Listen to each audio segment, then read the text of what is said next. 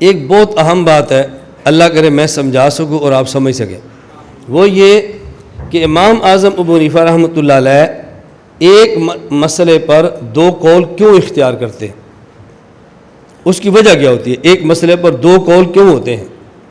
یہ مسئلہ بھی سمجھ لو، وجہ بھی سمجھ لو، اور ایک بہت بڑا اعتراض فقہ حنفی پر وہ بھی ساتھ ہی حل ہو جائے گا۔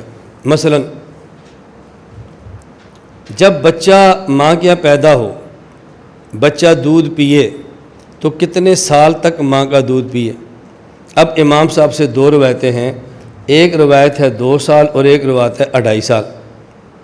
فتویٰ 2 سال والی روایت پر ہے، غیر مقلد 2.5 والی پیش کر اعتراض کرتے ہیں۔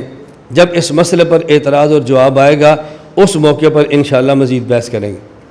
میں صرف یہ بتا رہا ہوں کہ مسئلہ ایک ہے کہ جب بچہ پیدا ہو ماں کا دودھ پیے، تو امام صاحب کی اس سے ایک روایت یہ ہے کہ اس کی مدت 2 سال ہے اور ایک روایت کی مدت رضاعت 2.5 سال ہے۔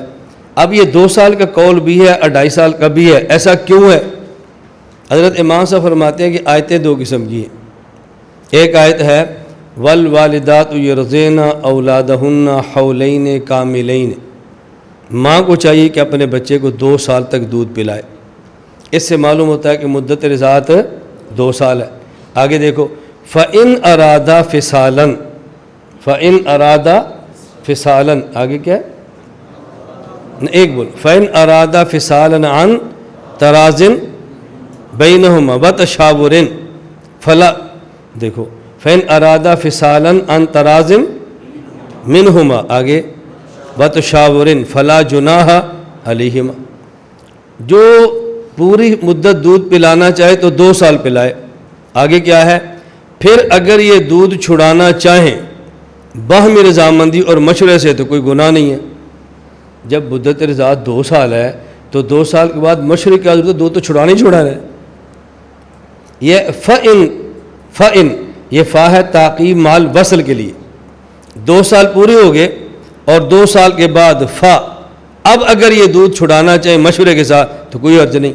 مدت رضاعت ہے ہی 2 سال، تو پھر بعد مشورے کی ضرورت کیا ہے؟ اب امام سے فرماتے ہیں اس لفظ فا سے پتہ چل رہا ہے کہ مدت رضاعت ابھی کچھ باقی ہے۔ اگر 2 سال کے بعد مدت رضاعت ختم ہو جاتی تو پھر یہ بات کہنے کی ضرورت ہی نہیں تھی کہ 2 سال کے بعد دودھ چھڑانا چاہیں تو چھڑا سکتے ہیں۔ اب بات سمجھ آ رہی ہے؟ اور سمجھ آ رہی ہے بات ہے؟ تو فا سے کیا پتہ چل رہا ہے کہ 2 سال سے زیادہ ہے؟ وہ کتنی ہے؟ اور 2.5 سال ہے، 3 کتنی ہے؟ اب دوسری آیت قرآن کریم کی وَوَصَّيْنَا الْإِنسَانَ بِوَالِدِهِ إِحْسَانًا حَمَلَتْهُ أُمُّهُ كُرْهًا وَوَضَعَتْهُ كُرْهًا وَحَمْلُهُ وَفِصَالُهُ 30 شهرًا، ماں 3 مشقتیں اٹھاتی ہے۔ نمبر 1 حملت امہ، بیٹے کو اپنے پیٹ میں رکھتی ہے، وَوَضَعَتْهُ پھر بیٹے کو جنتی ہے، کرہن 2 مشقت، اور تیسری مشقت وَحَمْلُهُ وَفِصَالُهُ 30 شهرًا۔ اب اس حملہ سے کیا مراد ہے؟ اس حملہ سے کیا مراد ہے؟ حمل کا ایک معنی ہوتا ہے کہ پیٹ میں رکھنا جیسے حملت، اور حمل کا ایک معنی ہوتا ہے گود میں رکھنا، گود میں رکھنا جیسے، یا پشت پہ رکھنا یعنی پیٹ سے باہر۔ مثل الذین حملوا التوراۃ ثم لم یحملوها، اب یہ پیٹ کے اندر تو نہیں ہے نا، تو حمل کا ایک معنی ہوتا ہے پیٹ میں رکھنا اور اٹھانا، ایک حمل کا معنی پیٹ سے باہر رکھنا اور اٹھانا۔ اب یہاں حمل کا معنی کیا کریں گے؟ اگر آپ کہتے ہیں یہ حمل سے مراد ہے پیٹ میں رکھنا، وہ تو پیچھے آ چکے حملتہ، وہ تو آ چکا ہے نا۔ اب حمل سے کون سا معنی مراد ہوگا؟ گود میں رکھنا۔ وفصالہ اور دودھ پلا کے چھڑانا 30 شہرا 2.5 سال ہے۔ کتنے؟ 2.5 سال۔ یہ 30 شہرا، یہ جو 30 مہینے بنتے ہیں، یہ 30 مہینے کیسے بنیں گے؟ اب اس کا معنی ایک عورت گود میں رکھے اور اپنے بچے کو دودھ پلائے اور چھڑائے تو کتنے ہو گئے؟ 2.5 سال ہو گئے نا۔ یرضعن اولادہن حولین کاملین، وہاں سے پتہ چلا کہ مدت رضاعت کتنی ہے؟ 2، اور فا سے پتہ چلا کہ مزید بھی ہے، اور یہاں سے پتہ چلا کہ 3 سال ہے۔ تو امام سے فرماتے ہیں کاملین کا تقاضا یہ ہے کہ مدت رضاعت 2 سال ہو، اور حملہ کا تقاضا یہ ہے کہ مدت 30 شہرا 2.5 سال ہو۔ لہذا ایک قول 2 سال کا ہے، ایک قول 2.5 سال کا ہے۔ اب دونوں پر دلائل ہے نا۔